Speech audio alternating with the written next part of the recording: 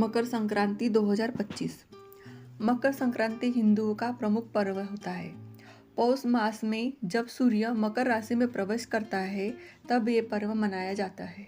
इस साल मकर संक्रांति का पर्व 14 जनवरी को ही मनाया जाएगा। ध्यान रखिए, 14 जनवरी को ही मकर संक्रांति का पर्व मनाया जाने वाला है।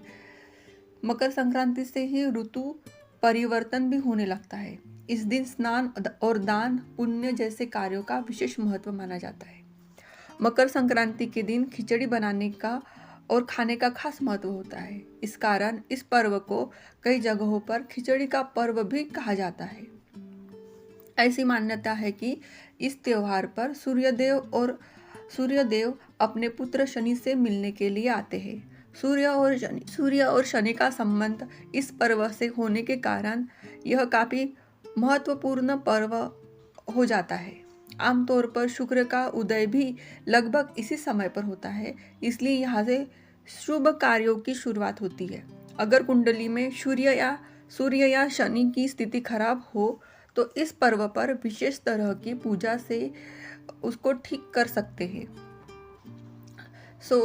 उदय तिथि के अनुसार मकर संक्रांति इस बार 14 जनवरी 2025 को ही मनाई जाएंगी।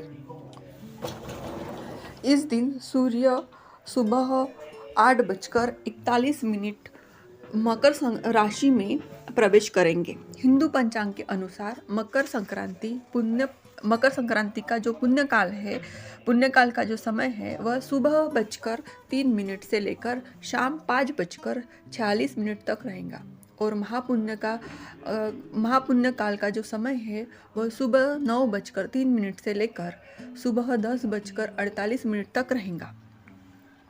अब देखते हैं मकर संक्रांति को क्या करें। इस दिन प्रातःकाल स्नान कर लोटे में लाल फूल और अक्षत डालकर सूर्य को अर्घ्य दें। सूर्य के बीज मंत्र का जाप करें। श्रीमद् भागवत के एक अध्याय का पाठ करें या गीत का पाठ करें। नए अन्न, कंबल, तिल और घी का भी दान करें। भोजन में नए अन्न की खिचड़ी बनाएं। भोजन भगवान को समर्पित करके प्रसाद रूप में ग्रहण करें। खुद प्रसाद रूप में ग्रहण करें। संध्या काल में अन्न का सेवन न करें। इस दिन किसी गरीब व्यक्ति को बर्तन समेत तिल का दान करें। दान करने से शनि से जुड़ी हर पीड़ा से मुक्ति मिलती है। अब मकर संक्रांति के पर्व पर दान का महत्व देखते हैं। मकर संक्रांति पर दान करना बहुत ही महत्वपूर्ण। मकर संक्रांति पर दान का एक विशेष महत्व है। मकर संक्रांति पर दान करना बहुत ही महत्वपूर्ण कहलाता है। इसके पीछे कारण यह है कि मकर राशि के स्वामी शनिदेव है, जो कि सूर्य को अपना शत्रु मानते हैं, जबकि सूर्य देव शनि को अपना शत्रु नहीं मानते। सूर्य के मकर राशि में प्रवेश होने से शनि प्रभावित होते हैं, जिसका सीधा उल्टा असर जनजीवन पर अवश्य ही पड़ता है। जिन लोगों की कुंडली में शनिदेव की स्थिति अच्छी होती है उनको इसका असर कम देखने को मिलता है, लेकिन इसके विपरीत जिन लोगों की कुंडली में शनिदेव कमजोर या दुर्बल स्थिति में होते हैं उनको इसके दुष्परिणाम दिखाई देते हैं।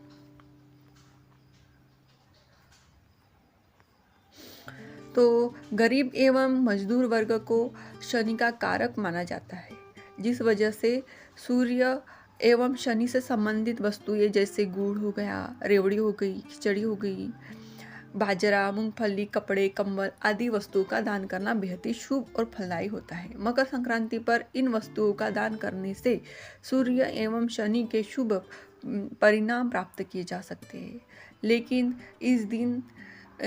इस दिन के दान में खिचड़ी का विशेष महत्व माना जाता है, क्योंकि खिचड़ी बाजरा, मूंग, उड़द एवं चावल की बनाई जाती है।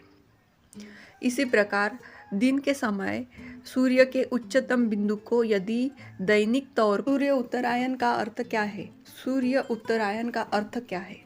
जब सूर्य की दशा उत्तरायण है तब क्षितिज पर यदि सूर्योदय होने के बिंदु को प्रतिदिन देखा जाए तो वह बिंदु धीरे धीरे उत्तर की ओर बढ़ता प्रतीत होगा।